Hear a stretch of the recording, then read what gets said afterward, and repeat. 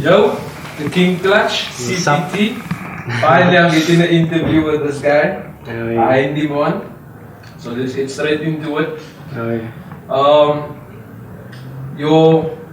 Can you give besides my followers and the people that don't know your name, can you give us your real name and where you're from?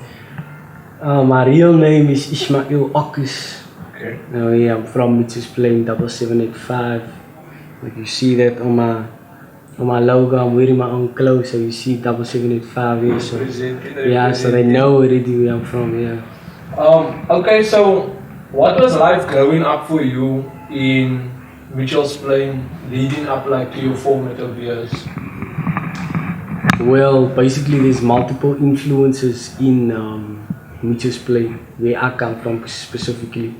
You know, I basically stayed in every area in Mitchell's Plain, as you can say it. So I know Mitchell's Plain very well, back to front. And the influences comes from two places: is when you staying inside your house, and second is in the streets. Okay. You know. So also what comes hand in hand with that is your friends and your surroundings. And for me, I was very influenced by my parents. You know, educated by my parents, and also the streets. You know, learning from what it's like in the hood and stuff like that. So yeah. Okay, so with growing up in Mitchell's Plain, a lot of children always have different dreams and aspirations or things. What leaded you to start rapping and going in that direction as a child? As a child. What put you onto that vibe of like, okay, like I feel like I want to start rapping? No way. Well, but it's a very smart question. It's actually an embarrassing response that I kind of have for you, because a big influence is when my mom told me, Brian, you need to dry the dishes now. And while I'm drying the dishes, but I got earphones in and I'm listening to the music that my mom is listening to, you know. So that's where Brian McKnight and Luther Vandross and, you know, Chris Brown just started popping, and you know, always you see it's starting to come, the R. Kelly and that, and then, you know, Michael Jackson was still like a major influence. I can say, you know, he was popping at the time, and that's basically where it started. You know, it's just started by actually just listening to music as a child, listening to, you know, your parents going out at family events and karaoke nights, you know, with the family and stuff like that. And that was like kind of like just, you know, where I got to feel. So it comes like from my family, you know. So my family, my mom was very music orientated and stuff like that. So that's kind of like where it all comes. So like so my mom basically. Because I know, like, for most, I don't know if I'm speaking correctly, but for most, I'll say this, in Caladomes, when we clean in the kitchen, you have your earphones in, you have your jams, you get in Gaukra. So, like, in that process of you listening to that, that's what influenced you to be like, I feel like I can start writing music. Not necessarily that. Since that was just like where I get my first touch base. Okay, this is what music is. Okay. This is what music can make you feel like, you see. And also my dad was actually a very good, he plays good guitar, and Tali Peterson actually taught my dad how to play. So yeah, so it's like super dope. So he also had a huge impact on me. You know, that Sunday drives, you know, when I still had him. Those Sunday drives, listening to, you know, the old school jams, you know, and like I just incorporated my own idea. I like just really felt the music in that time, but I didn't know what music I, you know, necessarily want to, you know, specify in and stuff. So yeah, but you see, in the age that I was in the time, listening to music like that, obviously I don't want to listen to, I don't want to be, you know, making or listening to old people's music. I'm young since I'm like 7, 8 years old. I want to listen to much more energetic things, you know. That's where Chris Brown, you see, that's where Chris Brown just dropped that, will you, you see all of that, you see, I'm in grade 7, my bro, I'm singing for this, you know. So that's like kind of like, you know, like if I really think where the foundation comes from, it's like basically there, you know, very young, so yeah. So how did you start rapping? Like on my own. Like how did you start rapping where you were like, nah, I know I can, I'm putting these words together and I'm making shit rhyme and all that. Crazy thing, bro, like my dad actually bought me a CD, Marshall Mathers LP. I've heard the story. Yeah, I was like in grade 7, grade 8 at the time, and that's basically where like the transition was coming from listening to my parents' music and stuff like that. Now I'm like, okay, now this is the music that I want to listen to, and what actually captures and innovates me as a person, you know. This is before even making music or anything. So now I'm listening to Eminem and things like that, and now offbeat, when I'm not listening, I'm rapping their lyrics and I'm like, yo, now I understand the lyrics and I'm catching the ball and I'm catching the metaphors and the similes and everything that comes along with it. And that was like kind of like a drive for me, you see. So especially that Mockingbird, he just dropped that. So it like goes way back, my bro. What age did you start it? That was like grade 8 is like what? Like what? 12, like, 13. Yeah, you see, getting like influence into the rap industry, the hip hop industry. So from there, I was like basically like, okay, this is the direction that I want to, you know, move into. And then I met a couple friends that's actually making music and freestyling. Okay, they didn't have a studio, but these homies were freestyling like on a daily basis. And now I was just one of those kids. If I'm very good at stealing with the iron, you see, with all three. So basically now I look at the next guy and I see, okay, this dude is rapping, so why can't I do that? You see, and I can do it better. You see, nah, I didn't know that. You know, I didn't know that, and then I just challenged myself one day, and I was just like, okay, this guy's just rapping on instrumentals and stuff. Downloaded beats, type beats and stuff. I'm gonna download me a type beat, and I'm actually gonna write a song. I'm gonna try, you know, to construct a few words that rhymes together and see what the outcome is. And yeah, from there it just elevated when I, you know, just rapped it for like a few of my friends and stuff. A random question for you, so like just thrown in there. Do you remember, or can you remember still like 4 bars from your first song? No, nah, that is like I like made over hundreds of songs, but I wouldn't know. So like for you to get into rapping, I can obviously hear that like Eminem was a major influence that pushed you like to start rapping. Who else inspired you to rap? And who are your role models like leading into this career? At this point where I am at now, or still when I'm like young or something like that? Yeah, like who inspired you at that point besides Eminem? And then leading into the stage where you I'm taking it seriously now. Okay. So Kendrick Lamar, bro, that is like basically To Pimp a Butterfly, Good Kid, Mad City. You know, those albums really had a major impact, like a serious impact on my style of rapping as well. So I would say Kendrick Lamar, and then gradually into high school I'm listening to Joey Badass, Capital Steez, I'm listening to Old Sweatshirt, I'm listening to not commercial artists. You see, I'm not listening to 50 Wap and Substance. You see, so what music I exposed myself to, and luckily I was affiliated with people that is listening to real hip hop, you see, because the transition of what hip hop was when I was listening to Mockingbird and I was listening to all of that compared to what it is now, it's you see. So in that time, gradually, it was Kendrick, it was Joey Perez, it was, the pro era and things like that. Up until the point where I'm at right now, I think the biggest influence, if I must be brutally honest, is definitely Youngster CPT. Okay. So Yati, Of course. I would be lying to you if I said it was any other way, because where Youngster basically comes in. The reason why why he even had an influence on my music is the fact that it came from CPT, and listening to his music, his words, I'll quote his words to you, is don't ever lose your identity, you see, and my style of rap, while listening to Kendrick Lamar, Joey Perez, and Eminem, is me sounding like, Nami, what's good, what's happening, Nami, we popping. And then I can wish you salute, always houden them look, you see. So that is my actual identity, because my skin color, bro, is I'm colored. Which is a colored thing I'm from that Kaapstad. we can switch up You from, see. like, And that's my identity, my bro. I'm not American, you see.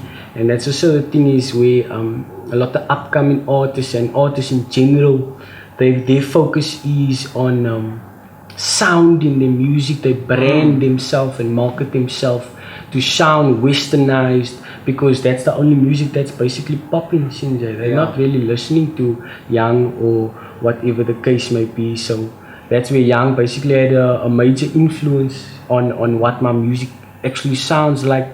Not that I sound like him, but to remind me, on a side note of that, what I would like to know from you is, I had this, I don't know if it's a perspective, but on Cape Town hip hop, we, besides, we as colored people are always going to sound very similar to a youngster, because that is all that we know that is at that level of hip hop, where this guy sounds more or less the exact same as me. What the words that he's saying it and how he's using it is something. Besides the hum, even like the way of rapping, like your English and his English and so many other rappers, it sounds very much alike, because people's gonna tell you the whole time you sound like youngster. So not me though. Obviously, like no kid. People have to go dive in first of all into your catalog to understand that it's definitely not a youngster vibe, but I can definitely see the influence. And what I wanted to ask you is, you were speaking of like rappers that make this, that try to like westernize their music, if that is a word. It is. What, like, how did you sort of, because at the same time with you realizing all these things, I think like it says a lot for you, like of you, that you're able to embrace yourself and be like, look, I'm not from the States. They're not gonna play my music at any point in the States. Nah. I'm in Cape Town, I need to sound like the people. I need to be myself first of all on the track. Like, what pushes you to that point where you just like, because you obviously have songs where you're like, nah, me, I'm sounding American now. Yeah, but then there's songs where it's like, I fully embrace who I am as a Cape Townian. What pushes you to embrace yourself? Like, nah, this is me and this is how I'm gonna rap, and nobody's gonna base me. No one's gonna base me regardless, because at the end of the day, this is my music, my bro, you see, and how you wanna basically brand and market yourself is extremely important, my bro, because at the end of the day, you're gonna put out the product out there, and depending on how that product sounds, not a lot of men is actually conscious about the fact that you're gonna upload something on Spotify or SoundCloud, and there's people that's actually gonna be listening and judging, and how do you want them to perceive your music, and how do you want them to feel, and basically are they gonna be captured by your song at the end of the day, you see. So me basically sticking to my identity is the point basically is that I'm going to keep my colored identity, because that is how they're going to be able to relate to that, you see. People's not going to relate to me talking about white American officers the killing. Phantom. You see white American officers killing black people. That's yeah. not really happening here. So now I can't speak about stuff like that and sound that in that way, you see. But what I can tell you is I can tell you about Promenade, I can tell you about Kiki J Saga Roll, I can tell you things like that. Kiki, I'm duidelijk, I can do things like that in my music, and that is what people will basically relate to. You see, they're not gonna relate to me talking about I'm in a Maybach and I'm chilling with a chopper and all of that. They don't relate to that. That's not happening here. So like, what you saying that when you do rap that way, for the people that's obviously going to be saying, nah, but you do say what's happening. So like, how do you? No, I wouldn't say justify, but how do you be like? Because like you were saying now, I can base whatever I want to base. It's my music. Exactly. So how do you sort of bring that across to the next fan to be like, when I do say that, it's cool, and when I do switch it up to a colored thing, it's still cool. How do you explain that to a fan? Like you say, not necessarily justify. I like this question. Not necessarily to justify, but I can say like, you will hear a youngster song when he is there. If you go listen to youngster's tapes, he had that nigga moments, you can't lie about that. So the thing is that USA is the hub of music in the world. It's the main, of music, my bro, as a whole, Sinjay. So now you hear me saying like nigga was happening and things like that. That is because yes, I am influenced by Kendrick Lamar. I am influenced by American hip hop. So I'm not gonna lie, you see. And if I wanna make that sound on my track, then Kiki, you're gonna hear that, my bro, because fair enough, I am influenced by American music, and that is basically the part. But at the same time, still holding true to your at the same time, you see, and that is also what makes me different. You see, it's because you don't hear artists rapping in that manner. You see, that's what makes my lyrics and my message and my brand foreign. You see, so I can bring you on the American side. You can be on the and you can also be on the same time on the colored vibe. You see, so it's the best of both worlds that I can incorporate in my music, and that's something that I feel, you know. So I will never write something that I'm not feeling, like, you know. So it's like the best of both worlds. I get you. So speaking now, like on these songs and like the way you sound and whatever, let's just jump straight into your catalog. By the way, for anybody that's listening, you can follow this guy on Spotify, check him out on YouTube, check him out on Facebook, Instagram. We're all about upliftment here.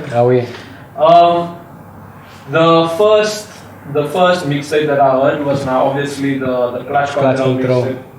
And the opening interlude is so deep in the sense of what you want for your career and what you just want overall. Like the way you're speaking about it in that opening interlude, it's like, besides the beats, the beat of that song that's just like on a whole wavy melody. What inspired your thinking was like to that point where you're like, now I'm speaking all these things that I'm sort of speaking into existence. This is what I want for my career and all of that. What inspired you to think in that way?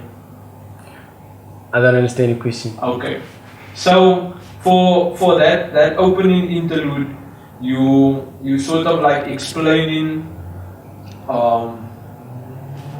I'm forgetting the lyrics now myself, but you explain like all the things that you want for your career. Oh, okay. Like that opening interlude is speaking about, I want to be this rapper, I'm going to do this, I'm going to excel, I'm going to succeed. What inspired you to that point where you thinking like, nah, this is what I want to put out in this first intro on this mixtape? It all starts with belief, my nigga. Like, no cap. It all starts with me actually believing in myself.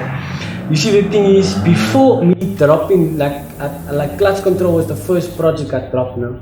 So before that, I was just dropping singles on SoundCloud And I Follow my guns, SoundCloud as well. You see, so I didn't even know, like, Kiki, this is what you can do with music. You are actually supposed to be dropping projects. You are actually supposed, this is what you can. The fundamentals is what you can. You know, the possibilities of what music is and what you can do with it is. So I was not educated enough to know, okay, that this is what I can do. But you see, at that point I basically found myself to understand, okay, this is what I want for myself.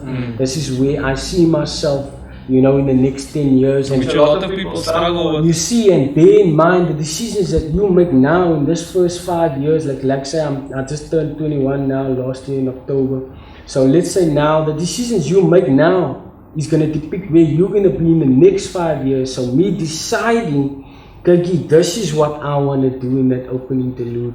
Now I know, Kiki, this is my goal. I'm setting my foot onto it. Okay, now I know what direction I want to move into, what it's going to take and consist of to basically, you know, get out to that point. You know, there's a criteria, there's requirements, you got options, then you make a decision and you got your choices. So basically what you do with all of that is going to depict where you're basically going to be. So for me, it basically all started with belief and understanding, and then actually realizing in possession of the capabilities to accomplish that. So now I dropped this clutch control and I'm like, yo, Kiki, I can actually do this, my bro. And that's only the first project. You know, I didn't even drop my debut album yet. So imagine when that comes. And like speaking more on that mixtape, I highlighted your relationship with your mother. You spoke like a lot about that and her support in your life. How would you describe your relationship with your mother? Yo, but I'll die for her, like no cap. Like my parents is actually divorced, you see, so I don't I'll be honest, I don't come out of like a you see at it's not a rosy people will see now this cute kid with all his teeth in his mouth. I just look after myself very well, you see, and I got a mom behind me to assist where that is concerned. You see, I don't really want to dive too deep into that, but my relationship with her is very, very deep, you know, over the years growing up until the point where I'm at right now. We've gone through a lot of challenges together, you see, and I need to make her proud, you know, before she leaves this earth. So where she comes in, she definitely, you know, she's the reason why I wake up and go do this, man. So she's like a big influence. I respect that answer. No cap. One of the questions that I was like very iffy about asking, because we don't incriminate anybody on DZDTV. You had, and this is, I think this wasn't on the Klutch Control mixtape, but in the space of time you releasing music and things like this. Fast forward, you release Kaapstad. The music video. Yeah. Oh, yeah. And then you speak about certain things that you're doing in there. That's. What is one getting to? I wouldn't say all the way positive. It's not things that is obviously like in a positive vibe, or things that you're doing that were like all the way legal or things like that. What were you doing in that space of time where you are doing these things and it doesn't lead in the way maybe that you want to lead up to, like in releasing that Kaapstad music video? So when I ask that question, what I mean is like you speak about certain things that you were doing in there. Changed my life around, man. I used to be a merchant. Exactly. Can you touch on that? Can you share on that? I actually want to skip that question. Okay, no pressure. No pressure. I ain't going back. No pressure at all. No incriminating, bro. And like, just like going off that question. So, with hip hop in general, many rappers and things like that, or artists in general, are always like questioned about the truth in their music. How much truth is there actually to all of your music then? As you mentioned, many of these things that have happened in the past on multiple occasions? My bro, our own line. Like you say in reference to the previous question, with all due respect, I can't really discuss that because Yeah. you know, there's young kids that's gonna be listening and watching it. Their parents is gonna be, you know, obviously like again, now you can't listen to this bride anymore. And I don't really want to have that influence on young kids because there's a lot of young kids now, bro, that is listening to my music, you see. So that's why I don't really want to discuss that. But the thing is for me is that yes, bro, I was doing negative things, you know, negative activities. I was involved with the wrong people. I was doing, you know, things that can get you a lifetime, you know, 25 to life. I was doing things like that. I won't lie, bro. But the point is, and the lesson, the L behind that, is basically the fact that I changed my life around, you see. And that's where you're basically listening to my music.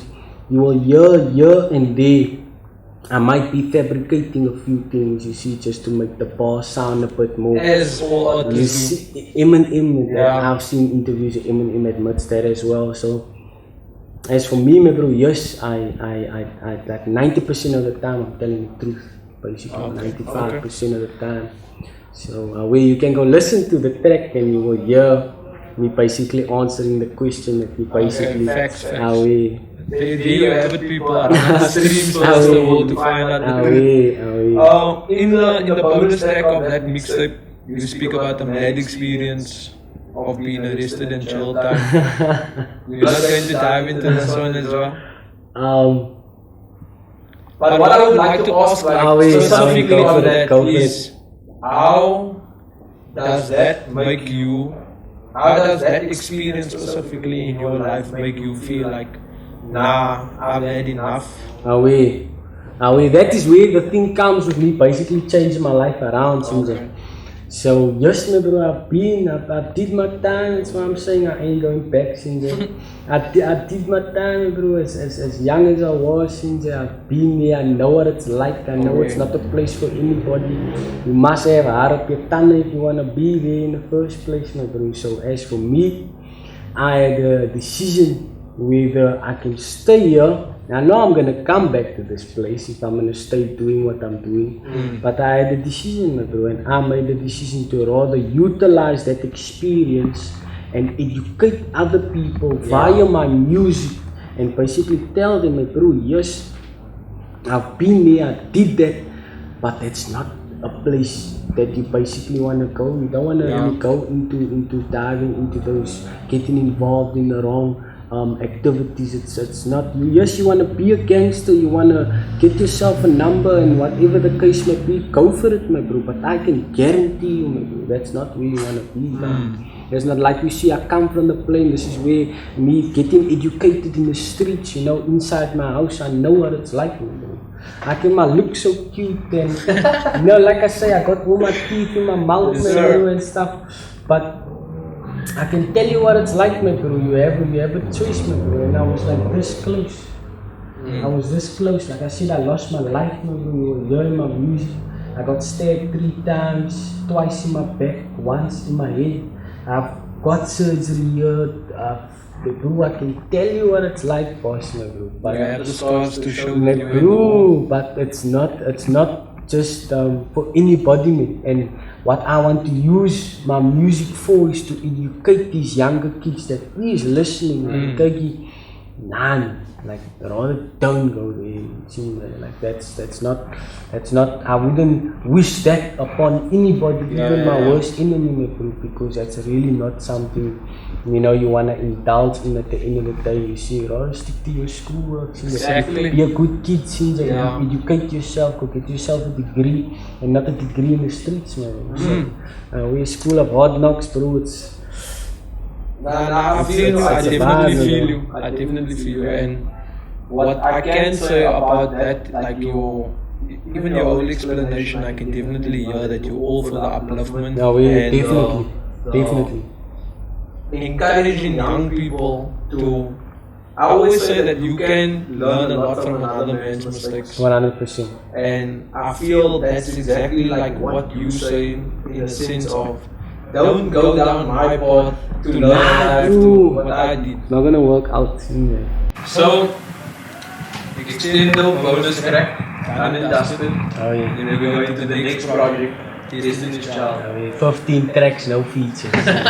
Just remember that. Just remember that. Yes. Arguably my favorite King Klutch project, with one of my favorite songs, 21. Oh yeah.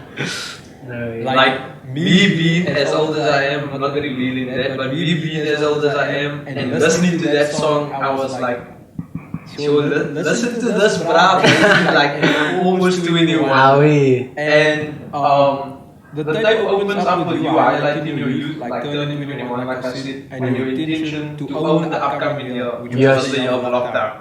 Oh yeah. With COVID and all its restrictions, do you still set the same goals for 2021, or has it changed slightly? That's basically what I'm saying. I'm a savage. You can call me 21. 21 is 21 savage. I'm turning 21. It's almost 2021. You know, so 2021 is basically the metaphor that I'm incorporating. Yeah. So basically, my bro, 2020 was just me, my foundation, my bro, in proceeding in where I'm at right now, seems like. So definitely, but that's like a definite, my bro. 2021 is probably gonna be the biggest year for me. So yes, I've been making music. A lot of people don't know this, but I've been making music since like forever. Like since I've been in studio since the age of 15 years old. I've been recording music since the age of 15 years old, gradually and progressing up until 2020. This is where Dylan the Lily comes in. You see, he's the head of the Klutch Control. You see, so basically when he comes in, he was the guy that told me, Kiki, do you know that you can actually put your music on? Sorry, but you can share like on Klutch Control, because I don't think people know actually what that is. Klutch Control is just basically my record label that I've just recently established. You see, it is official, but I'm still very low-key with it. You know, I'm gonna come in with a bang where the Klutch Control is basically, because as an artist, what a lot of upcoming artists doesn't know is that you need to decide whether you're gonna go independent or whether you're gonna go for a record label. You see, so the likes of Riyadh, Roberts, you see, I've been hanging out with them. I won't lie.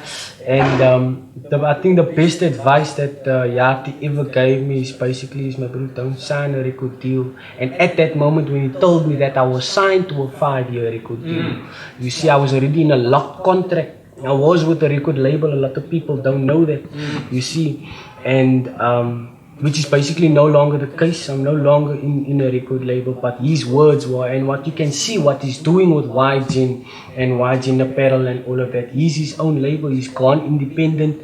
There is nobody, it's 100% commission. You hear Young M.A., 100% commission. You hear Russ. You see, these are people, Nipsey Hussle, you know, I'm not just listening to this new immense music, bro, I'm educating myself. So basically where Klutch Control is coming in, it's my establishment to basically, you know, have my 100% commission, because I'm not signing any record deal or anything. I'm not going to Ambitious Entertainment, nah bro, nah. You didn't see what happening to MT and all of this, nah bro. I don't got time for none of that, like no care. So you mentioned live, no? Like I think it's in that track, but you say upcoming artists don't really know what to do. Can you? Upcoming artists don't know really what to do. Exactly. Can you elaborate on this issue, upcoming artist space, because everybody just thinks it's about sitting down with a pen and paper. Oh, you're making one song and you're gonna blow up. And you're gonna blow up, you do the next big thing and whatever. Oh, yeah. Can you elaborate like on what this is that artist space and how you overcome it? Speaking from a perspective of being locked in a contract, getting out of that and being like, I'm just gonna do this on my own, and knowing what to do, as opposed to a lot of artists. Yes, having direction and navigating basically. So I'm gonna tell, if there's any artist that is listening here, you know, I'm gonna tell you the best advice, basically, in a nutshell. I'll put it out to you in layman's terms. You see what these blokes are basically doing now? They are all studying YWN Millie, they studying Drake, they studying the Kendricks, the Eminems, the you name it. No problem with that. That is not here, my bro. That means it didn't make it in Kaapstad, bro. That means I made it at the hub of music, which is in USA, which is over 50,000 kilometers from where we are situated in Bos. So here in Cape Town, you want to study the Kendricks and the Eminems, you should be studying Youngster, bro. That's who you should be studying. Watch that man's moves, my bro. Watch what he's done. A lot of people, I don't want to really reveal any secrets here, Sinjay, but that is as simple as I'll put it, my bro. Would you say that's how you've overcome it, by basing your, or not basing your career, but like mapping out your career by looking at him? No ways, no. Basically for me, it's or learning from what he yes, educating yourself is basically the thing, you see. So now, if you look at the list of things of what artist basically does, radio, TV, newspapers, media, social media, the internet, what do you see on these platforms? You see commercially, what do you, where do you basically see things that artists are doing that are basically, okay, to put it this way, now I see a music video, you know, and I never, let's say for example, I was in the position where I've never dropped a music video before, and now I'm like, Kiki, I also want to do that. Youngster dropped 2010 and 2011, that homie dropped 24 mixtapes in 2 years at the age of 18 and 19. So I also basically, it's just like, it's the same like when I started rapping, it's like I see my broers like busy spitting a paar bars and writing lyrics and stuff, and now I'm like, not because I'm someone that copies the next person or I can't find myself, it's because it's just basically I see that. Now not that I also want to do that, but this, you see, so I basically now, okay, I also want to do a music video, I also want to drop a mixtape, I also want to drop albums, I also want to have the followers on social media, I also want to have the word of mouth. Where I step into the, nowadays people don't call me Ishmael. Now I walk in the road and people's like salute Klutch and whatnot, they don't, you see. So having all of that types of things basically for myself, you see. So now, no, I'm not saying copy Youngster and do everything like that he's doing. No, don't get me mistaken, but learn from that man. What is he doing? Because he's the only person that basically made it out in Cape Town. So if you hear the song Kaapstad, I say young. Tell me how to make it up in Kaapstad without taking risks leading to Janaz. As I actually rapped that song for him, actually. He was one before the video even dropped. But that's besides the point. So you hear that in the first verse, I say that young. And then you hear in the second verse of Kaapstad, I say Keenan. You see, and I say Keenan. Tell me how to make it out of Kaapstad. Pull up in Josie knowing jy gaan nie na raak slap. You see. So Keenan, which is aka him, he didn't make it in Cape Town, or maybe he did. I'm not really to focus on him because he left Kaapstad. He did verlaat this place that we are basically at right now. You see, and he's in, he went to Josie. So it's a whole vibe, my bro, basically for me. So then in the track 21, you mentioned a line, up-and-coming artists don't really know what to do. I mean. First of all, before we dive into that, can you maybe explain to me, as an up-and-coming artist, what did you not know what to do? What were the things that you didn't know, like, what to do? Yo, bruh, you see, that's also where navigation comes in, my bro. You see, for me, you see Destiny's Child now, where 21 comes in. Destiny's Child now, that project was basically, Destiny's Child is a metaphor on its own, man, and I believe I am Destiny's Child, my bro, because I swear to yo, my bro, yo, I won't even lie to you, bro. Everything that's happening for me, I'm not asking for it, man.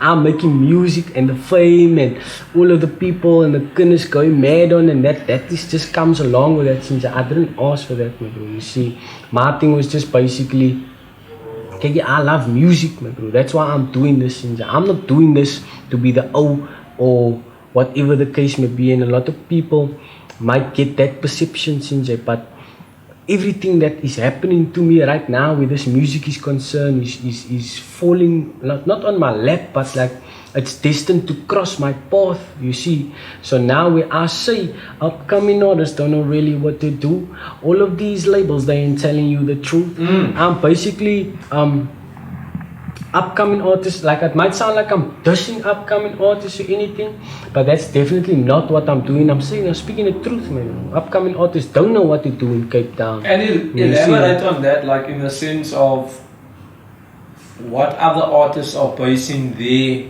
plan on. Away. So you see, other artists is based. Okay, I don't really want to speak about other artists, maybe, but it's basically. But artists in general always have a map, more or less, that you look to this artist, let's say for direction, Drake, and you like, I'm planning my career. You know what, my bro? I tell you this now. If there's any upcoming artist out there that's listening to me right now, and it's actually listening attentively to what I'm saying. You see, you get this artist now that is studying the Drakes, the Kendricks, and the Eminems, and whoever you want to, Shinjay. They are studying this westernized artists, you know, that's in America, where the hub of the music basically is. They are studying all of those guys there. Yes, fair enough. There's no problem with that, my bro. There's no problem with you studying Drake and whatnot. But who you should be studying is youngster, my bro. Is Yati, Shinjay.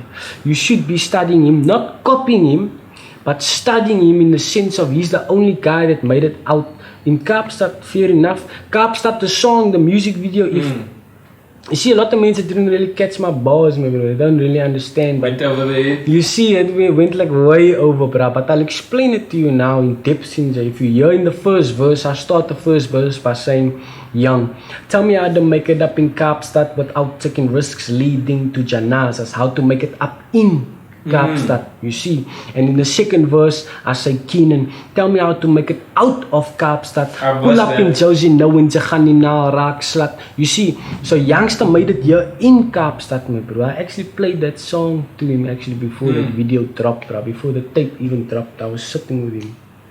And he actually heard it. But anyway, and that's basically the vibe, my bro. So I don't want to say you must study and copy youngster, no, my bro, but fuck on, like I say, I steal with the eye, my bro. You see, I look and I see, okay, and I analyze and I think to myself, okay, this is what he's doing. Now I incorporate it in my own way. You see, because now you want to study a man that didn't make it here in Cape Town. It's not going to get you nowhere, sir. Doesn't even have the same struggles as you. You see, it's not the same thing. We colored, man, bro. You see, and this is Cape Town also, and like, AKA, that man is in Josie, my bro. That man's got nothing to do here with what's happening in Cape Town, Sinja. But Young is here. That man is reporting. I'm the voice of the more or less shared the struggles that we, or not we, but that Cape Townian rappers like experience at this point. And you know also something I really want to say is that a lot of men say is like on a trip of like I don't grand youngster, and what did he do for us? He put us on the map, brother. That man put us on the map, my bro, in the sense of, I'm not glorifying him or anything, but it's like the last rappers, to my understanding, and correct me if I'm wrong in the comments, people, but to my understanding, the last people before Youngster was POC, Prophets of the City, but the thing is, to me as a fan, like, first of all, to me as a fan, to interview a rapper from Cape Town is already a big thing because we don't shine that light. This is where it started, bruh. It started in Josie and then it went to Joburg. Exactly. A lot of men know that. Exactly. So, for me, looking into it as a fan, a lot of people didn't know Cape Townian music. We, like, growing up as a child, I wasn't driving around with my parents, the speakers blasting POC or whatever. Nah. The last thing I can remember, like, from hip hop, Cape Townian rappers was,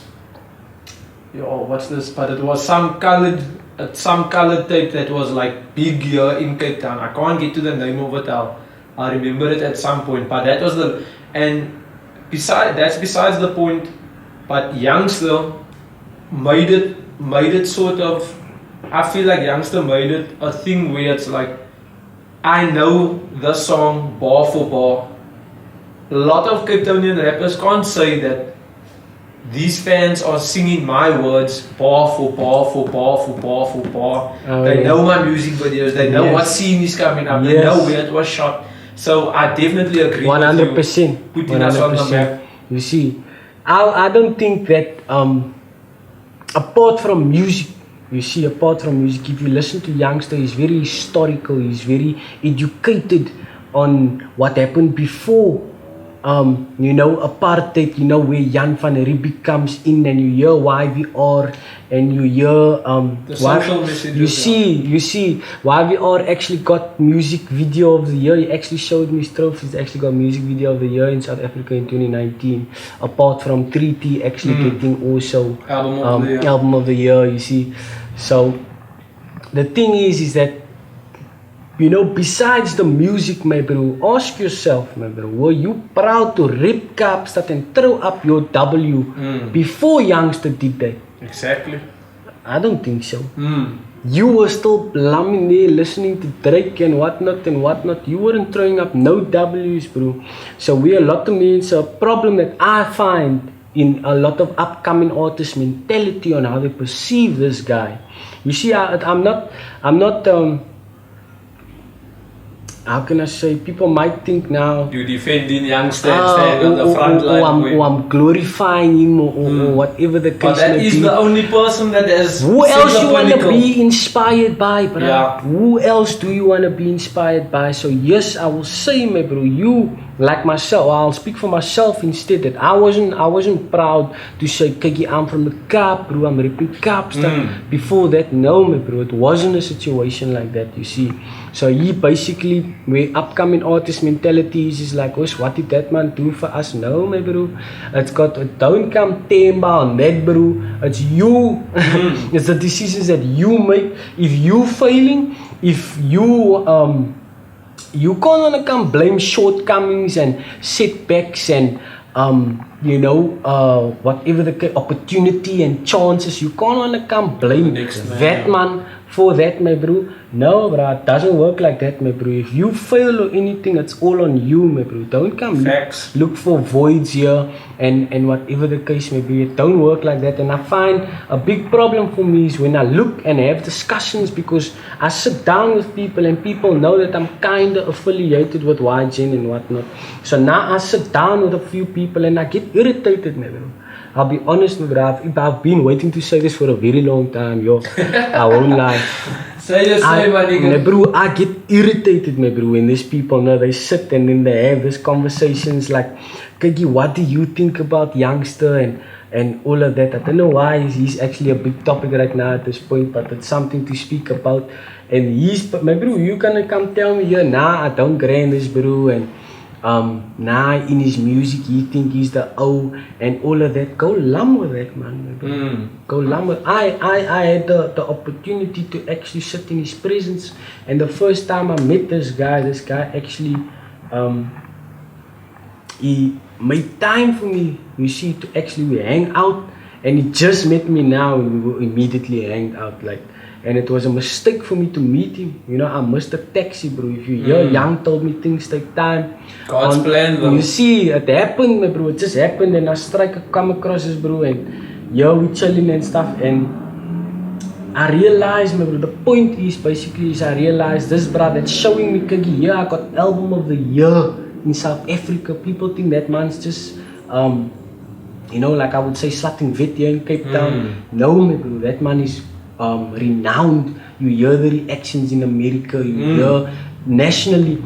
And you even see the big artists here in SA like giving him these flowers. You see that man shook hands with Nas, man, in Dubai and all of that. I think it's Dubai. Taking pictures with Mobb Deep. You see, now I mean, so the thing is that, my bro, that man that has accomplished all of that, my bro, coming out of the hood, out of Wynberg, out of Kaapstad, just like us, has accomplished so many things, my bro. But at the same time, my bro, that man was more humble than what I was. That is where I came to basically have, a large quantity of respect for him, basically, because, my bro, like I say, there's no excuse, my bro. Don't come blame people here if you fail, my bro, because my stance is basically, whenever I step in a room, I make sure I'm the hardest worker in that room. Indeed. You see, I make sure, my bro, you never drop more mixtapes than me. You're not in the studio as much as I am. You're not staying up till 5 o'clock in the morning, kids having 48-hour days. No, my bro, I make sure I'm putting in that work, you see, because I'm not gonna be one of those guys pointing fingers. And going off that what you're saying now, you speak now like about giving like undeniable commitment to the grind, and even basing it off youngster. Not a youngster interview, by the way, it's a King Klutch interview. But going off the points that you were just making now, like another line you mentioned, I think it was in 21 or in the mixtape, was that CPT artists focus on the craft and not the marketing tactics. Yes. So before I go into that, we can see like you have your full Klutch gear on and things wearing like that. Clothes, that is a thing that youngster definitely promoted. Yes. Which I can, for me it relates very much like to the previous question where it's like, what upcoming artists don't know what to do. So like with that, your grind and specifically your marketing is extremely admirable. What pushes you to go as hard as you do with merchandising and marketing tactics? And also what inspires the marketing like that you put behind your singles, the music videos, and even your mixtape rollouts? Because the way you release these mixtapes, it's like clear and obvious that there's like a plan and a structure to it. It's not just randomly dropping something. 100%. What goes into that for you then? Well, basically, if I must be honest, it takes a lot of prep work, my bro. So those who basically fail to plan to fail. So yes, I might be I already know a month's time from now I'm doing a music video. So I make sure, my bro, my merchandise, I make sure my videographers, my venues, my setting, my structure, my scenes, my budget, my you name it, but I make sure I have my ducks in a row. You see, because a good friend of mine, Rizal Forbes, I know I told you this, but I want people on camera to hear as well, is that he told me, there was one day he told me, you can release whatever you want, my bro. It's Klutch, you can put out whatever you want on social media. Yes, fair enough, but if you get 10 views and 10 likes, don't be angry at the public, my bro. Don't be angry at the public. So the product that you push out or release, and the way that you push it and the manner that you conduct that is basically needs to be on point, man. You see. So I basically, whatever I do, if I know I'm gonna release a mixtape now, I'm gonna make sure I'm gonna make it accessible for anybody in the world, because there is people in Compton, there is people in Los Angeles and New York that's listening to my music, bro, and I'm from the plain, bro. Exactly. There is mensen, I can show you now, I can go on my Instagram and my DMs and I can show you, I'm speaking to that Owens in USA, bro. Even though I'm sitting here by my joint, I'm affiliated with them. So basically I look at how a lot of other people basically do it that does it well, you see. And I basically incorporate my own idea. And my bro, everybody's path is different, Sinjay. So the fan base that you have to market it to basically in the first place is, you must obviously find what your target market is, you see, and you must structure it very well. I don't really want to give my tactics out there. Nah. My manager To each their own, to each their own. So, like, wrapping up this project, I'm hearing the tag the whole time throughout it. Another masterpiece. And, like, this project, and I think all of your projects are produced by Master. There's not a single beat that I rap on that's not produced by Master 500. Shout out to Master. Shout out Master 500. What's your relationship with Master like, and how did it? There's like a clear and obvious chemistry. Like for me, speaking on international artists and things like that, you know, without Dr. Dre, you're not getting an Eminem. Nah. Without 40, you're not getting a Drake. Without like all these top class producers. Yes. And obviously Master hasn't broken into that conversation where he's like the producer that everybody is going to, but where does that chemistry come from, where it's just like, I know you're gonna give me a beat that I'm gonna be able to murder, and you are going to be able to take this, what my vocals and the words that I'm you know what to do with it. Where did that come from, bro? Yo, my bro, me and Master have a very emotional, serious relationship, you see, because Master's actually older than me, like about 5 years, 25, 4 years. So Master is basically, I had a call center job, my bro, and there was this one day where, this is where Dylan the Lily also comes in, you know, the head of the Klutch control and how the Klutch control all comes about, you know, and the likes of Karim Hornby, you know, Mr. Camel basically comes in, you know, and the Brownie, Rais Fatah, this is where they all come in, you know, those are the 5 guys that's basically in the Klutch control, that's in my team. So where the relationship with me and Master basically comes in is that why I'm also only rapping on his beats is because he's the producer for the Klutch control. That's why I'm not going to Dick, Tom and Harry and asking left, right and center, can you make me a beat? Can you come and stick it in your studio? No, my bro. I go to one producer. We build our relationship. We build our chemistry. Master didn't drop a mixtape before he met me. I didn't drop a mixtape before I met him. So it was sort of like a journey that you both went on. Destiny, my bro. Destiny's children. My bro, I'm not even capping, bro, and I'm saying that, my bro. So there was one day, I probably will never share the story again. So DZDTV, DZDTV. So basically, my bro, I was in a call center and busy working, and Thailand the Lil is there, Mr. Camo is there as well, and yeah, we got Master, and I didn't know who Master was, you see, and there was this one day. Was Master working with you? Yes, yeah, yes, okay. in the same building, on the same floor and shit. And then he was sitting across me, and here next to me is Mr. Dylan the Lily, you see.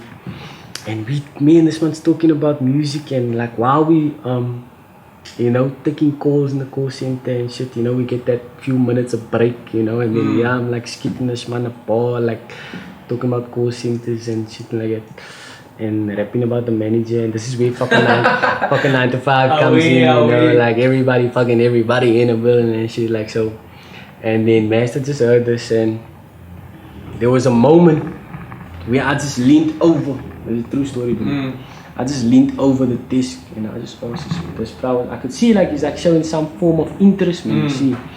And then I was like, just basically, bro, do you make music, man? I was like, nah, but I'm producing.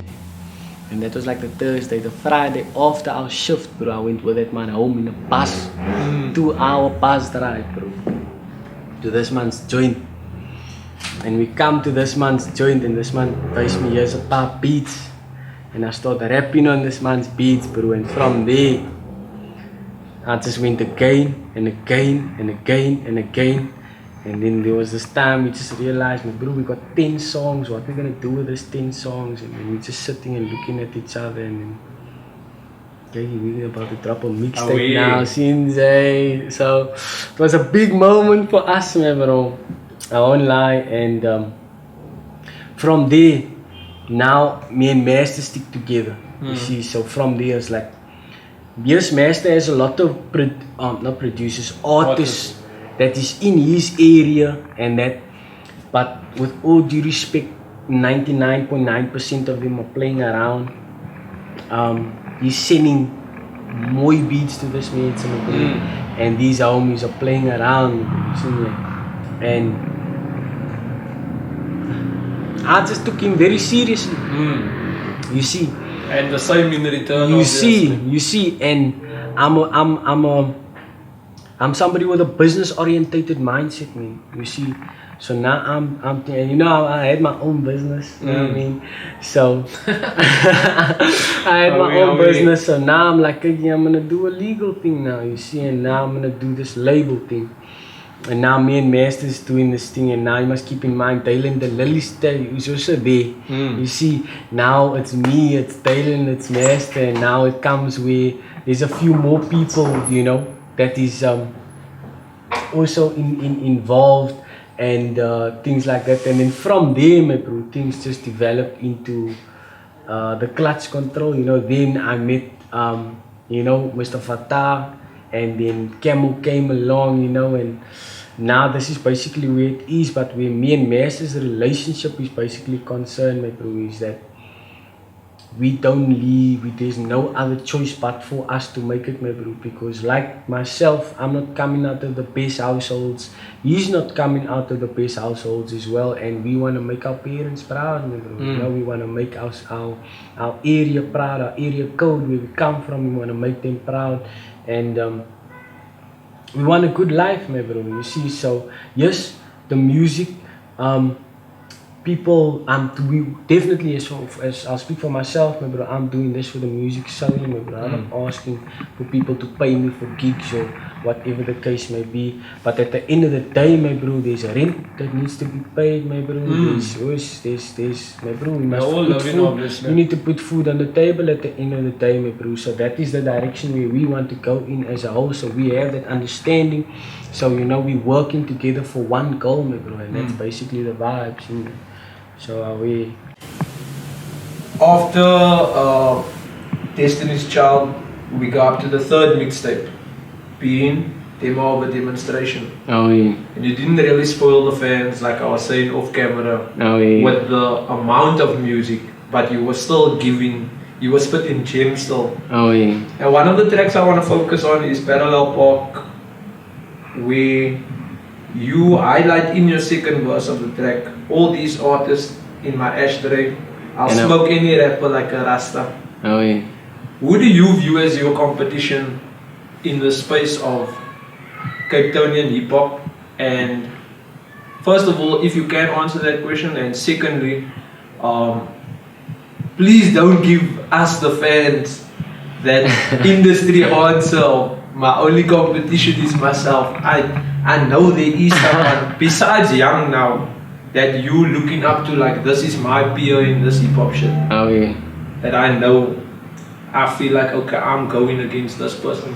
Not going against him in terms of beef or anything like that, but this is someone I feel that can sit around the table with me. Sitting around the table with me is a different story. Yeah. But yes, there is quite a few upcoming artists. I can name them. It's very deep, but can you give us one? My bro, I'll give you a list. Let me just give them the light. You will have your Crowbars. You will have your Spyro 6-4. You will have your Young OGs. You will have your The Narrators. You will have I don't really take note, my bro, of all of these homies, to be honest. I don't really take note. Not that I don't have anything against them, but the most common name that's popping up is Crowbars, you see. And I haven't really met him, I haven't really met him yet. But I don't want to say competition or anything, but the fact that if you look on the media, who's coming up on the media, you know, is crowbars and I don't know. It's not nothing about competition, you know. I don't really see anybody as competition, you know. Okay, to be honest. On a side note of that I question. know they're there. Since I just know they're there. Since You're just not paying that attention. Nah, you didn't see I'm dropping how many tracks, no features. So like on that note of like competition, and in all fair and light competition, after all, like hip hop is a contact sport. Yeah. Yeah. Would you consider that being that youngster is the pinnacle for you, like of Cape Townian hip hop? Would you consider like this is the bar that I'm trying to, the level that I'm trying to reach, and to ultimately like surpass that? Most definitely. I don't think there's anybody else that can basically, you know, take his place in Cape Town. And I definitely think whether you are from Cape Town or not, it also depends whether you want to make it in Cape Town, you see.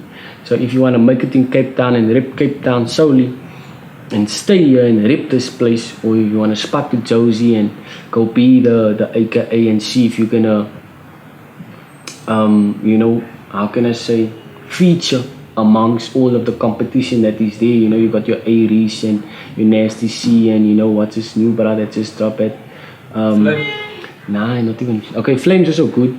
But there's this new guy and Young also made a song with him. Okay, Costa Pitch is also coming. Okay, you got your Cash CPTs also here, you know, don't be sleeping that man, J Molly and that. But he dropped a song with Ricky Rick that got like over 1 million views in like, it's not too long, that something like that. It's like a big Zulu. Zulu is name. So that's also like, but you know, for me, I would want to be here in Kaapstad. I wouldn't verlaat CPT at all, like, no. So like, speaking of that, like, you have a track in that mixtape called The Dream. And now you saying like you wouldn't want to verlaat Kaapstad, you wouldn't want to leave it at all. Never. Which is like respect and blessings to that, because so many people, even myself at one point, we want to leave because the conditions and the circumstances here aren't the best. But the resources. But like people such as yourself are looking at it in the sense of, I want to take what I have here and just like make use of that to take it to the next level. I don't want to leave. Unfortunately, I have to. Even youngster had to go to CPT. I mean to Josie. You know, even he had to do that because that's also where, you know, like I say, the resources is they're all there. And I would say that's basically the hub of Southern Africa, you know, where Isai's music is basically coming from.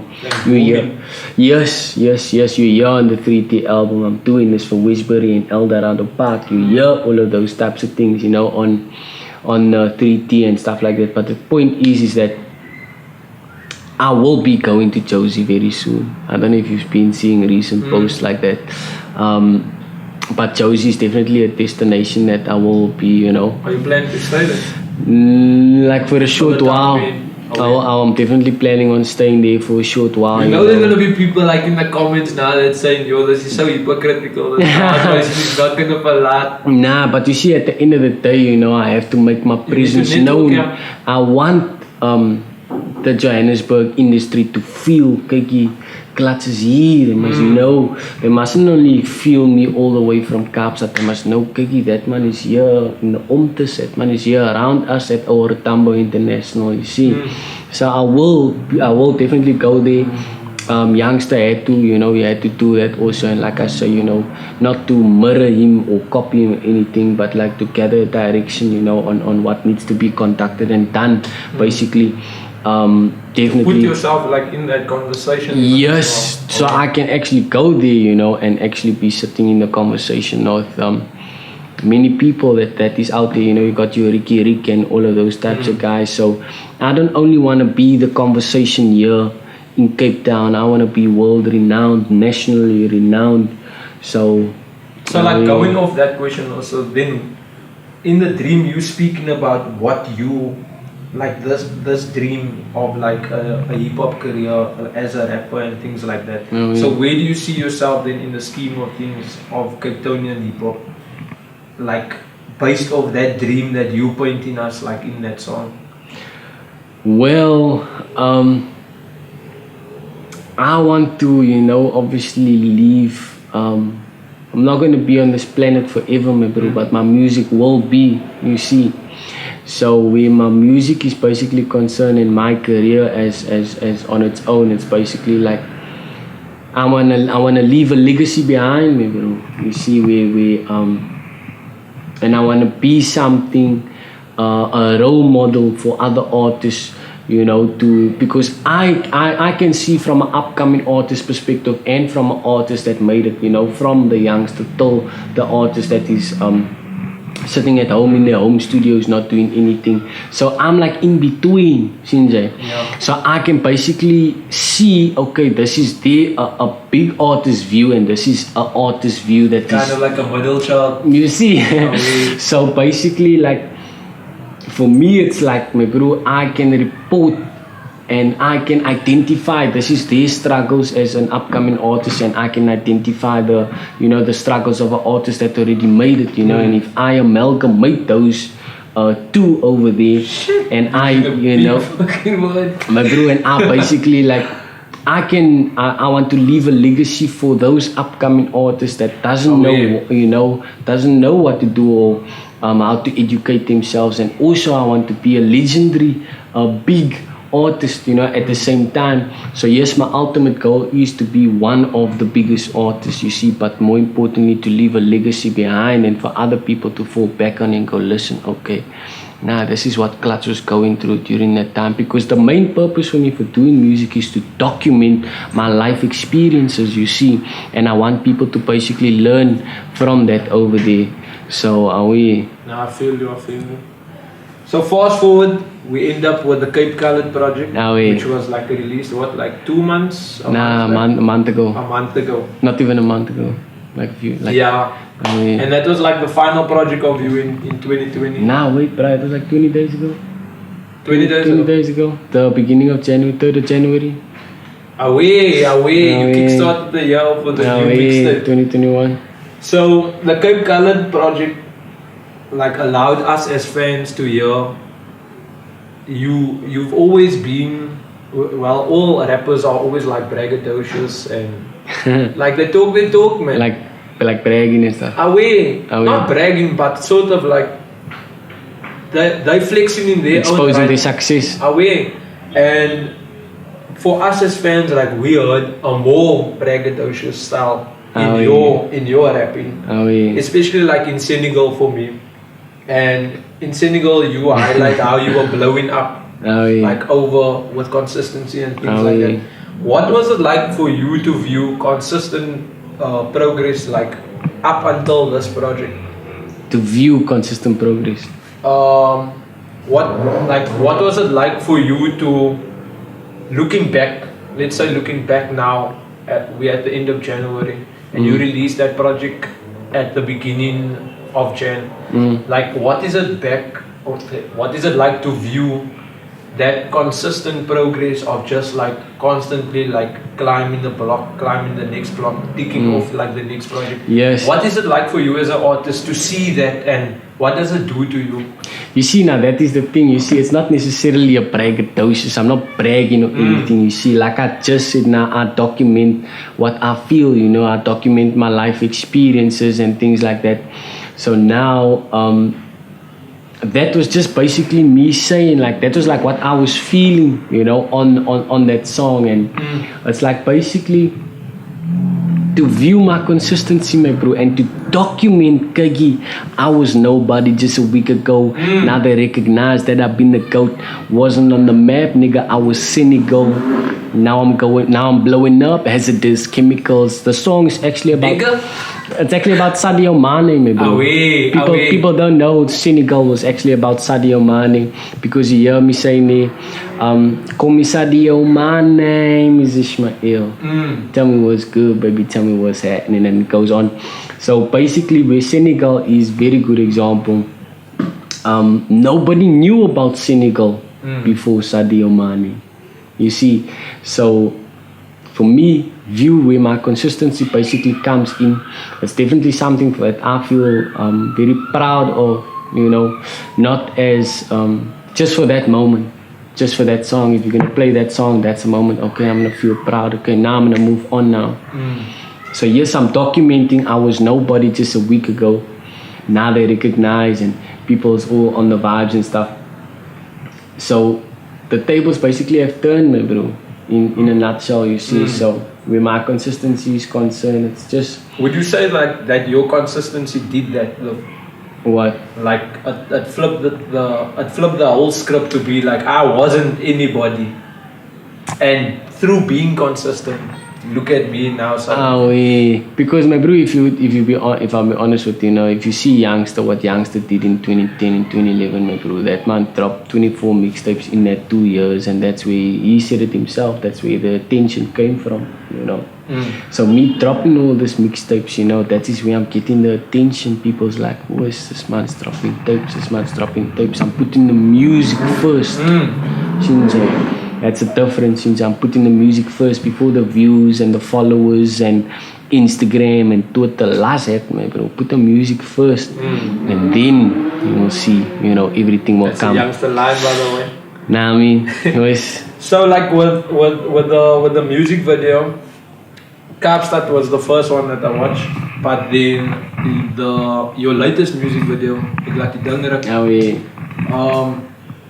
for me, in my personal opinion, Kaapstad was like, the way you guys filmed it and everything, it was like, it was crisp. It was in a pale, yeah. But that one, this new music video, for me, it's probably one of my favorites because the energy and the people that you were bringing in, like, I think it was Shirazan Cummings. Yeah. Who is just like a whole vibe on her own also. Like, explain to us as the fans what that was like, putting that music video, because like it looks like a whole random vibe just pushed into a video, but it's obviously not like it's structured, it's planned and everything. Explain to us what that was like filming that music video specifically. Yo, it was an amazing experience, bruh. Shout out to Mo B's Kitchen.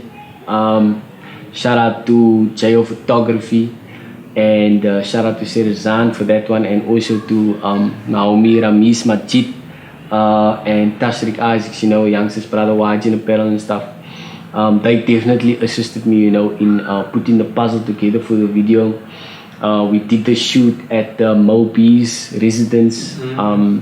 She actually surprised us with some very nice dishes. Like, I was like, wow, bro. You know, obviously, I don't have anybody giving me money or an investor, or my parents is not telling me, Kagi, here's $5,000, shoot a music video. No, my bro, it's not like that. Since it's coming out of my own pocket, the Klutch control, you know, we're all, you know, contributing at the end of the day. So when it came to the food, but like, I think like they probably all laughing at me right now, like Mo B just stunned everybody, but she was like, what, 5-star dishes just for like the break time in the music video. So that was like also a big highlight.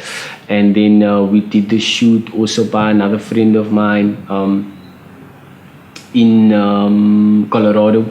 Yeah, in the Cali away. So we did the shoot there, and it was an amazing experience. You know, we got Kermit Timerum, yo, major shout out to her as well, and Shakir Chucky, you know, I'm sure you know them, very famous as well.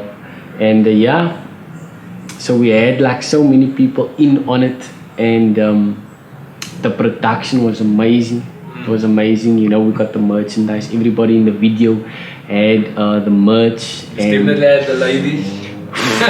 But I didn't even get there yet, bro. But you know, that was just basically all.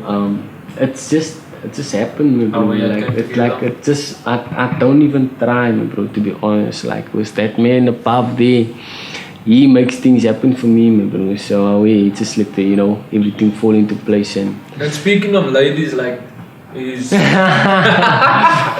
had to bring it up, bro. Is the clutch tied down or anything like that? Nah, bro. It's no. Away. Pinky ring before I get the wedding. I'm funny, bro. Nah, there's no. I'm single, bro. I'm focused. Not mingling. Let's scope that question. You chase me in the DMs and all that things. So like on the track, No Deal. But bro, I have to bring up the first line. I signed a deal with the devil. What were you talking about, bro? So that people don't get the wrong idea when they listen. People, some men think, like I speak about this third eye stuff, man. Like, I'm actually very happy you asking that question, bro, on a serious note. Like what I say in that song is like, I signed a deal with the devil, I kept my soul in the middles, they thought the clutch was a pedal, my bro. What I'm basically saying is that, my bro, on a daily basis, my bro, you're signing a deal with the devil, my bro. You're walking through the wood, you are doing different things, my bro, and like they say, bro, I don't know how to articulate this in a way, Sinjay, that you will actually understand. But I get what you're saying. I'm not Illuminati, my bro. I'm a Muslim. I'm a Muslim. Let's just put that out there before someone thinks that. Let's just be direct about it. I'm not Illuminati. I will not ever sign my soul. It's just what I was feeling, on the song, and. I'm a Muslim. I make salah. I read Quran as never mind. I'm an artist or whatever the case may be, but I'm a firm believer. So me saying I signed a deal with the devil, I kept my soul in the middle. So before what did you say? I signed a deal with the devil. I kept my soul in the middles. So before people's already check, I signed a deal with the devil. Now the men's already checking, what's going on here, you see. But now, the thing is that the very next line is that I'm telling you, I kept my soul in the middle, you see. So I'm keeping my soul and all my trophies, all my mixtapes and all my projects and that, because I don't want to say, my bro, that I got that phone call where people's offering me, to actually, but I'll be honest, my bro, I did get that phone call where people's actually asking me to join. No cap. And I was like, yo, wait. I'm like, what are you talking about? So now I just put the phone down, but I admit to it. Nah, I feel you. And the joint Atia Nayas. When are we getting a music video for this? Because like I was saying off camera, you have tracks that's like, this is a performance joint that I can, my bro, when I'm listening to this and it's playing like over the system or whatever, I'm seeing people jumping and vibing to this. When are we as the fans getting a music video for this, my bro? Well, I'm actually doing next week Saturday coming, I'm doing a music video for Sakaro that will be released also really shortly, and in the video after that, I'm presuming, based on the discussions with my team and stuff, I'd say Nice will be the next one that we basically do. So you can say we're also running a competition for our merchandise also now real shortly. There's so many people that's begging me for merch, and they want to wear a Klutch t-shirt and stuff. So I decided, I want to give back to the people, and I'm gonna run like a competition vibe, and yeah. So once you can say like it's January now, so February, yeah, you can say like the end of February, I'll probably have it ready for you guys. Away. So like after all those projects, we obviously see that you release like a lot of content as opposed to like one project and focusing on that. Why did you go that route instead of like now I'm just gonna sit down like for 6 months or 7 months with this one project. Why do you saturate the game like so much that you give us so much content? Bruh, first thing is that I'm making a point, my bro, is that I'm not here for 15 minutes of fame, bro. And the fame doesn't also decide my 15 minutes in total in actual fact. So I'm dropping all these projects, my bro. It's almost like, how can I say, I'll never run out of lyrics, bruh. My lyrical stamina is immortal, my bro, to put it that way, my bro. I don't know how better to put it for you. So I've dropped so many projects, which is to me actually so little, but people perceive it as like, wow, He's doing a lot. Yeah, or he might be doing too much. Exactly, you see, but in my eyes, it's like, my bro, that's only for, there's still a lot more coming, bro. So my goal is to basically have, I want to release as much content as possible, my bro, because at the end of the day, you really like sound like a student of youngster, like when you're saying this, because I think it's Spread Love, then then he's saying like, bruh, like fuck the Facebook and the Insta and all that shit. Like if it was up to me, I will sit and record over beats. Even if I don't have, there's so much songs I haven't released, bruh. And I feel like a lot of rappers say that, no? They say that they want to do that, but you don't see the work. No. Or the result of that. No, the proof is always in the pudding, my bro. The proof is always in the pudding, and that's something I love by solid, my bro. Like that is like solidified, my bro. If you can talk and praat by and all of that, but we need to see the results. Where's the proof? So nothing is, my bro. I'm gonna be dropping projects for Africa, and the reason being is I'm putting the music first, my bro. I mean, so like, how would you say your sound has been influenced, and how has it changed like over the projects? Because at one point it was just like on a whole hip hop vibe, and then over the course of the projects we start like hearing like influences of like reggae and stuff like that. In between. So what influences it, and how does it change for you going from project to project? Well, Master sends me a beat, my bro, and if I feel the beat since then I'm basically gonna, I'm gonna go for it, and where the transition comes in, if you sound the same on your last project, my bro, you stop making music. We eventually gonna get duck of it. You see, you stop making music, my bro. If you're gonna sound the same on your last project, if you can't enhance your sound and perfect, you see, I'm on the path to make classical music. I'm trying to be a complete artist, my bro. I'm trying, I see myself as a creative player, my bro. Like you see, like on FIFA, my bro. I see myself as a creative player, my bro. So I'm gonna train and I'm gonna do, I'm gonna make songs on boom bap. I'm gonna make, you see, I dropped the Whitney Houston song now. Even I'm gonna make you a jazz number. I'm gonna make you the reggae. But when the reggae comes in, since that is a bit of something very close to me, since where the Bob Marley, where the name also comes from. Exactly, you see. Like if you look on, like I got my name from a Rasta, man. Exactly. Klutch comes from a Rasta. Also, where King comes in, King Klutch. No, King is not from a Rasta. People on social media called me King. I never called myself a king before. So, that was never my intention ever. Klutch was the name, and that was it. But because so many people, like, they really, like, I would say, salute me and appreciate my music and stuff. They're like, nah, King Klutch. And then I was like, okay, it actually sounds very nice, you know.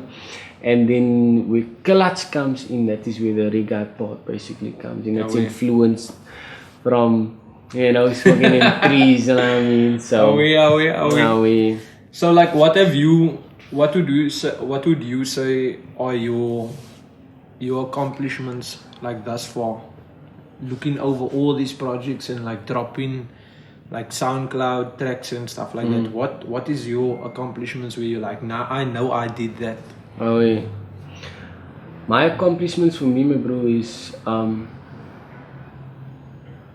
very interesting question. My accomplishments is basically establishing myself, you know, as an artist publicly, letting the world know that Kegi, I am an artist, and making people feel my presence as Klutch, you know, as at the end of the day, I want to be a household name, bro. I'm becoming a household name without me even asking, just because of me putting in work. And one of the biggest accomplishments for me is also dropping all these mixtapes, man, bro. Dropping all the songs, because if you look at 90% of every other upcoming artist, how many mixtapes didn't they drop? Go put in Google, or how can I say, on Instagram, go click there on that music icon thing and go type any of that upcoming artist names' names there. You're not gonna see their names there, bro. But if you type in King Klutch, you're gonna see Catalog. You can scroll for Africa. So the accomplishments basically comes in for me, my bro, is putting the music first and creating a large amount of music, because once you have the music, then everything else is gonna basically come in, you know. So actually finding myself, establishing myself as an artist, my merchandise, getting my team together, going on the radio. I'm gonna be on TV soon now with Rizal Forbes on Cape Net, on Rizal Forbes' own channel. I'm getting gigs, people is booking me, you know, come perform at my 21st. You know, like the list can go on increasing, but first and foremost, my biggest accomplishment is my music, you know, dropping that 4 mixtapes, and I got another one coming. Sisa. So away. And how would you say like the pandemic and lockdown affected your approach to your career as a rapper? Because I feel like when the first one was Clash Control. Yes. Yeah, when the first one came out, for me it was like, okay, we as the public are seeing someone that is really like, now I'm taking this shit serious, like I'm releasing it on all platforms. I'm gonna have music videos to go with it. I'm gonna have Facebook, IG handle. You can get me on anything. You're gonna see my performances like on the socials and stuff like that. How did lockdown and the pandemic change and impact that, in the sense that you're not able to move as freely as you once could, like prior to that? Like just going to studio and things like that. Even the performances, like with crowds being limited and things like that. My bro, I've been dodging roadblocks, but I've been dodging I've been doing going above and beyond, my bro, basically. Since like I'm like really passionate, my bro. So basically, my bro, for me it's like a whole vibe of like, my bro, I'm just really passionate, my bro. Like I said, I'm dodging roadblocks and stuff like that. And you know, like this is Like actual roadblocks. Nah, I'm talking about actual roadblocks. Actual, I'm dodging the traffic cops, bro. I get what you say now, yo. Like no cap. I'm dodging traffic cops to go to the studio, bro. I hope they don't arrest me since that's for a good cause. But anyway, the vibe is basically, my bro, is like there's no excuse, my bro. And like I said, where destiny comes in, like there's so little, my bro. Like I just had a conversation last night with one of my homies, and he's like, and I told him, Kiki, now I'm booked for another gig now next week and stuff, and I just like wanted him to like join in and stuff, and he's like, my bro, are you booked?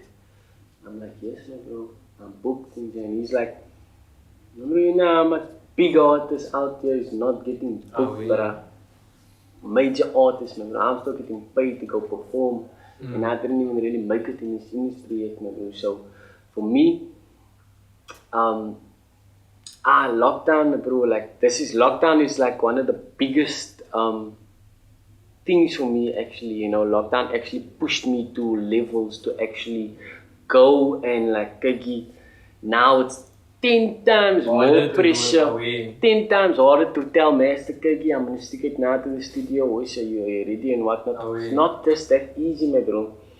So right now, I like, how can I say, I can't allow anything to stop me, my bro. Like on a serious note, I just cannot, my bro. So I duck and dive, my bro. Me and Rais, you know, he's my own Jason Statham, so one of the best drivers in the world, my bro. So wherever I need to be, that man's gonna take me. I can't let anything stand in my way, my bro. Like COVID actually is one of the most, once they say like pressure builds diamonds. Indeed. You see, so I like had like a lot of limitations to access certain resources that I require to actually fulfill what I want to accomplish, you see.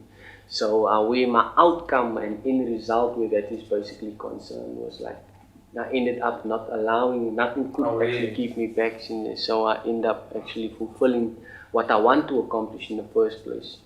So I ain't got no, the virus for me is like, it's a scam, like for me as far as I'm concerned.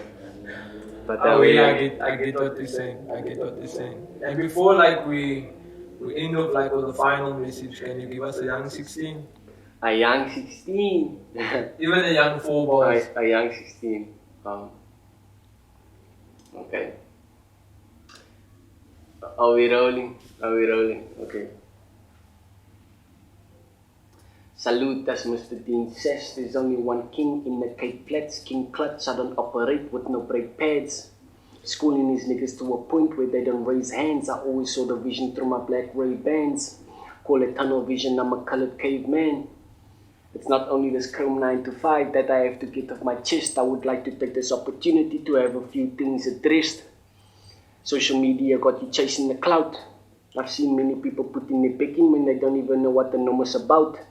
I don't have a problem with Mikey and Dick Tully, but I'll smoke any rapper almost like a tit lolly and to make you more just. I'll probably make your kin big for me.